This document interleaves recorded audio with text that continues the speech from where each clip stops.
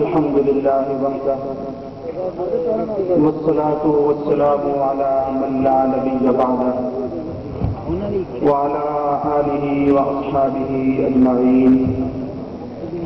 أما بعد فأعوذ بالله من الشيطان الرجيم. بسم الله الرحمن الرحيم. قل هل يستوي الذين يعلمون والذين لا يعلمون. صدق الله مولانا العظيم وصدق رسوله النبي الكريم الأمين الرؤوف الرحيم، ونحن على ذلك لمن الشاهدين والشاكرين والحمد لله رب العالمين. إن الله وملائكته يصلون على النبي يا أيها الذين آمنوا صلوا عليه وسلموا تسليما. الصلاة والسلام عليك يا رسول الله، الصلاة والسلام عليك يا حبيب الله، الصلاة والسلام عليك يا نبي الله، وعلى آلك وأصحابك يا سيدي يا حبيب الله.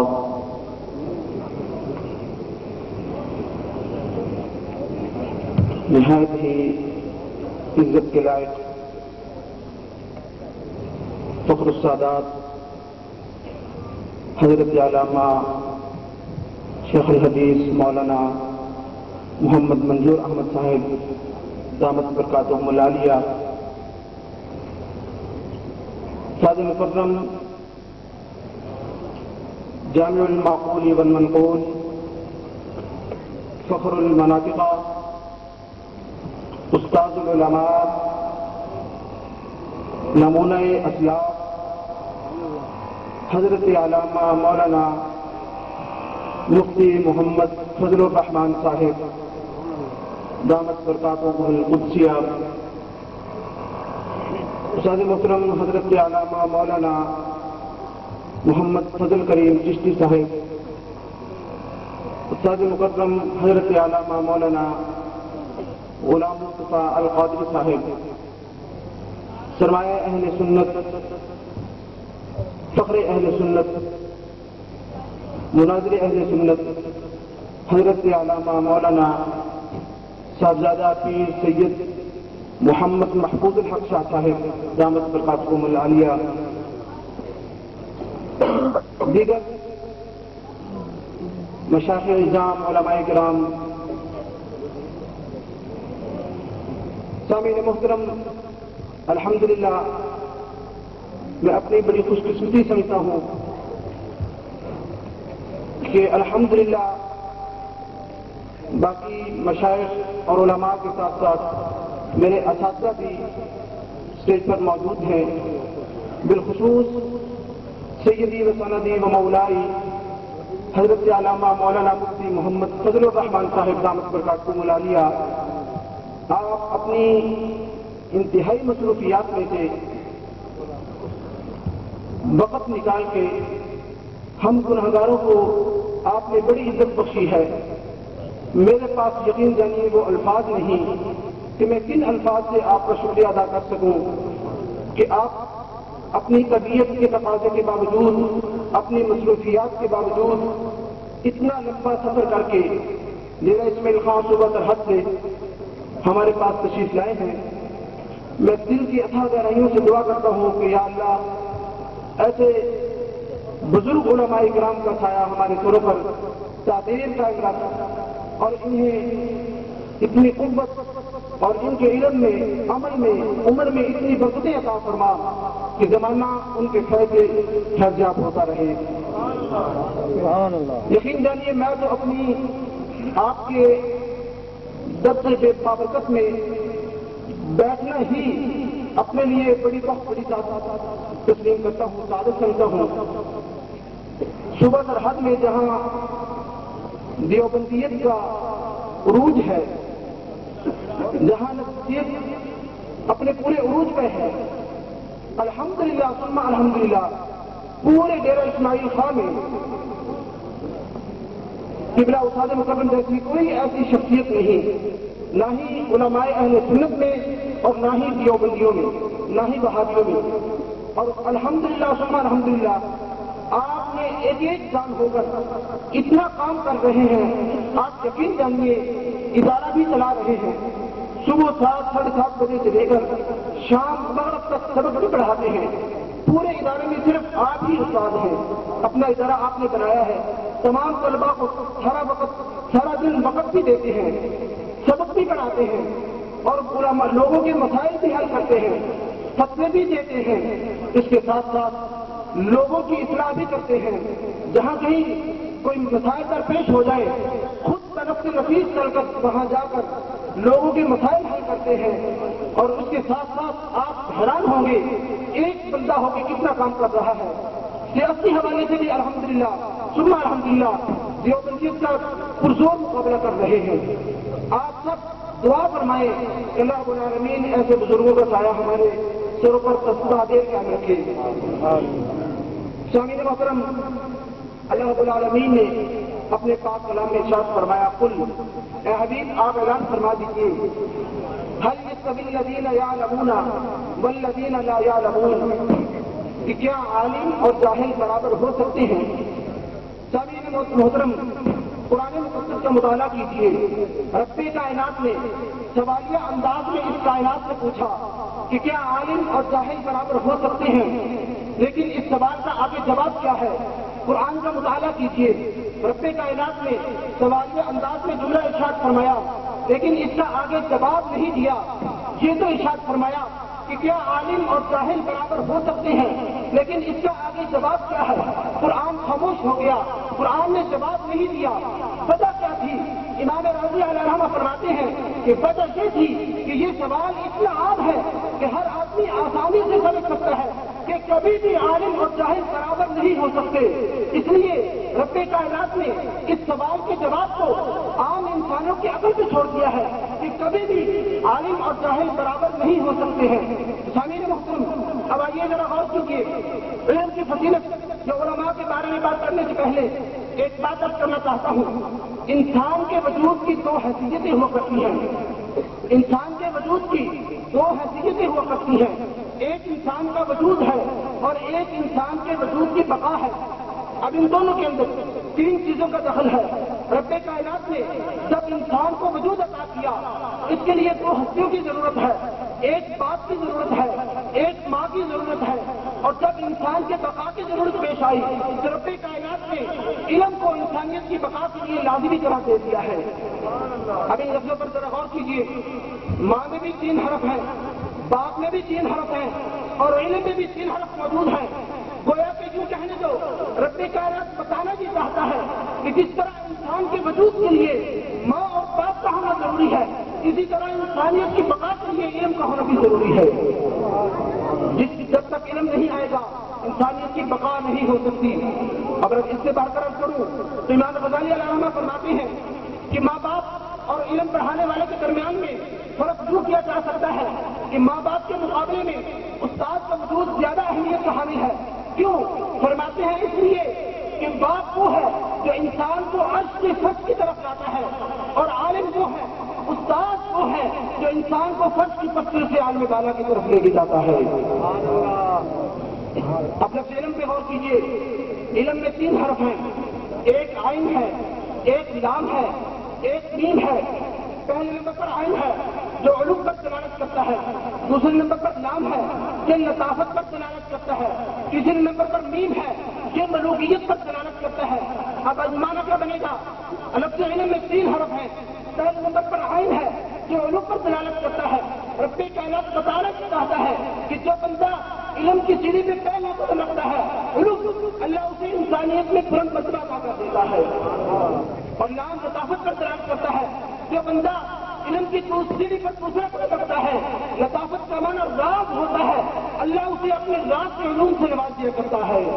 اور مین ملوکیت پر دلالت کرتا ہے. جب انسان آخری مراحل پر جاتا ہے تو ملوکیت رب کائنات اسے کائنات کا بادشاہ بنا دیتا ہے. سامعین محترم، علم کے حوالے سے اگر قرآن و سنت کی اہمیت کی نظر سے مطالعہ کیا جائے تو آئیے 2 باتیں کر کے اجازت چاہوں گا. رب کائنات نے ارشاد فرمایا، لوگ دنیا والوں تمام جانوروں میں دیکھ لیجیے نعرہ تکبیر، نعرہ رسالت، نعرہ رسالت، نعرہ حیدری، حضرت علامہ پیر طریقت خواجہ غلام رسول صاحب نگیروی۔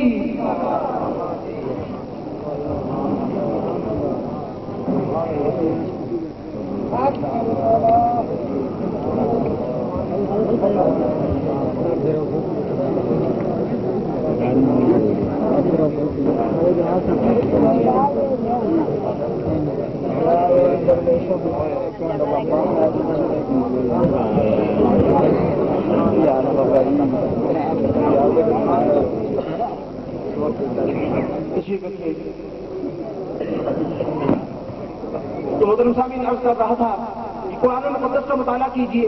رب کائنات نے تمام جانوروں میں کتے کو ایسا جانور کہا ہے کہ اگر کتا کسی چیز کو منہ لگا دے تو وہ چیز پلید ہو جایا کرتی ہے، لیکن رب کائنات نے فرمایا کہ اے دنیا والوں، اگر کتے کو شکار کرنے کا علم دے دیا جائے تو اس کتے کا مقام یہ ہو جاتا ہے کہ اس کتے کا منہ لگایا ہوا جانور پلید میں ہی پاک ہو جایا کرتا ہے۔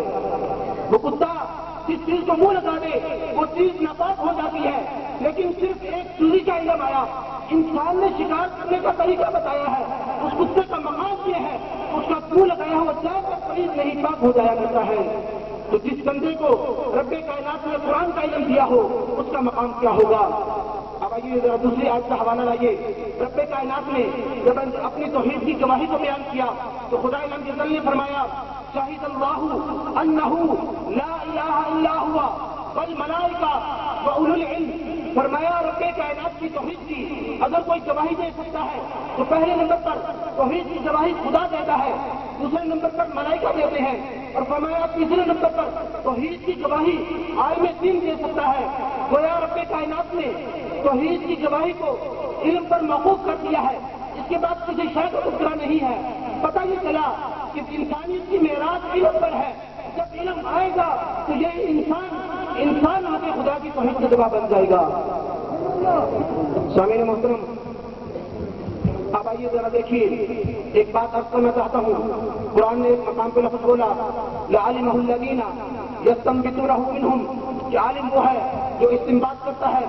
اب آئیے ذرا استنباط کا معنی سمجھیے، اب ذرا غور کیجیے۔ اگر آپ نے میرے اس جملے کو سمجھا تو میں سمجھوں گا میری گفتگو کا مقصد سمجھ آ جائے گا۔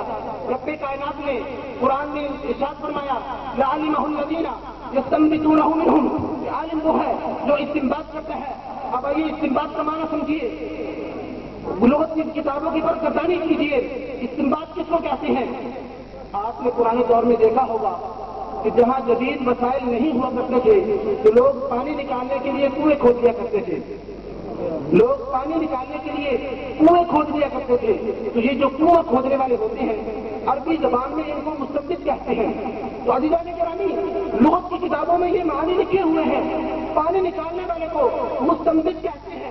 اور پانی زمین کے نیچے چھپا ہوا تھا، پانی زمین کی تہہ کے نیچے تھا، پانی بندے نے نہیں بنایا، پانی رب کائنات نے بنایا ہے، لیکن انسان نے اللہ کی دی ہوئی طاقت سے زمین کے پردے کو صاف کیا، نیچے سے پانی نکالا، اس سے ایک کائنات سیراب ہوتی ہے۔ اب آئیے اس بات کا معنی سمجھیے، قرآن و حدیث پر علم کے پردے تھے، یہ پردہ ہر بندہ نہیں اٹھا سکتا، یہ پردہ یا فقیہ اعظم اٹھائے گا یا محدث اعظم اٹھائے گا۔ اور جب یہ علم سے پردے ہٹائیں گے قرآن سے مسائل نکلیں گے، کبھی فتاویٰ رضویہ بن جائے گا، کبھی فتاویٰ نوریہ بن جائے گا۔ میں تو آپ کو فکر دیتا ہوں ان لوگوں کو جو کہتے ہیں کہ فقہ بندوں کی بنائی ہوئی ہے، اور ظالموں فقہ بندوں نے نہیں بنائی۔ بولیے میری بات کا جواب دیجیے کہ پانی جو نکالنے کنواں کھودنے والا پانی زمین میں پیدا کرتا ہے یا زمین سے نکالتا ہے؟ پانی زمین سے نکالتا ہے، زمین کے نیچے پانی بندہ پیدا نہیں کرتا۔ فقہ قرآن و سنت میں تھی تو کہاں نے پردے ہٹائے ہیں، پیدا نہیں کی۔ سامعین محترم، طلباء کرام، ادب سے عرض کرتا ہوں کہ یقین جانیے آج ہم مغلوب ہو جاتے ہیں، ڈر جاتے ہیں اس بندے سے جو انگریزی کے 4 لفظ بولے۔ میں کہتا ہوں علماء تو برتری کا سبق دینے کے لیے آئے ہیں، ہمیں مغلوب ہونے کی ضرورت نہیں ہے۔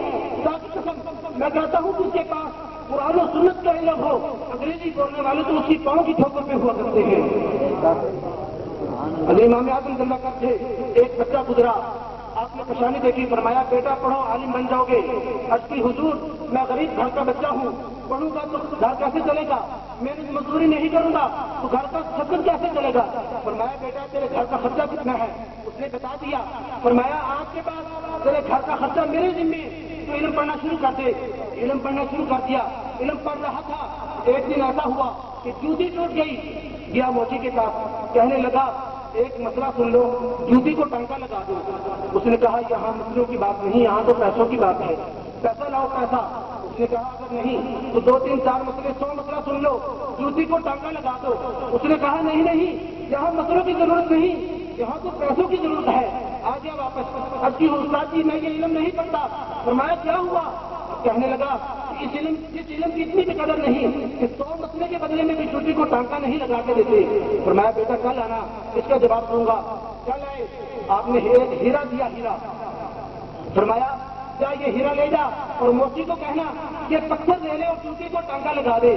موچی کے پاس کیا، اس نے پتھر سمجھ کے پھینک دیا۔ کہا یہاں پتھر کی بات نہیں، یہاں تو درہم کی بات ہے، دینار آئے گا درہم آئے گا تو ٹانکا لگے گا۔ آگے واپس فرمایا جب اب جہاں جوہری کے پاس، اس کو بیچنا نہیں، صرف اس کی قیمت معلوم کر کے رہا۔ جوہری کے پاس کیا، اس نے کہا 80,000 درہم۔ کتنے کہا؟ 80,000 درہم۔ واپس آنے لگے، فرمایا کیا قیمت کا میں تو بڑھا دیتا ہوں، 1,00,000 درہم۔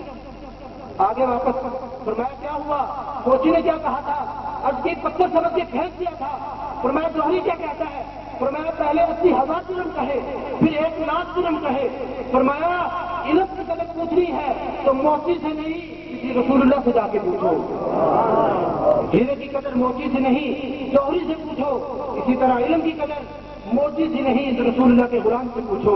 سامعین محترم، میں آج کرنا چاہتا ہوں، ایک بات آپ سے پوچھتا ہوں، کیا قرآن نے کہا عالم اور جاہل برابر نہیں ہو سکتے؟ عالم اور جاہل برابر نہیں ہو سکتے، عالم اور جاہل کی فکر برابر نہیں ہو سکتی، عالم اور جاہل کی سوچ برابر نہیں ہو سکتی، عالم اور جاہل کا مقام برابر نہیں ہو سکتا۔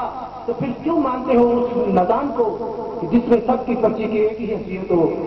سامعین محترم، دعا ہے کہ اللہ رب العالمین ان علماء کا صدقہ، اساتذہ کا صدقہ ہمیں دین و دنیا میں کامیابی عطا فرمائے۔ میں اپنی طرف سے، قبلہ والد گرامی کی طرف سے اور اپنی تمام انتظامیہ کی طرف سے، بالخصوص قبلہ استاد محترم اور تمام علماء کرام مشائخ اعظام کا تہ دل سے مشکور ہوں کہ انہوں نے تشریف لا کر ہماری حوصلہ افزائی کی ہے۔ دعا ہے کہ اللہ رب العالمین ان بزرگوں کا سایہ ہمارے سروں پر تا دیر قائم رکھے۔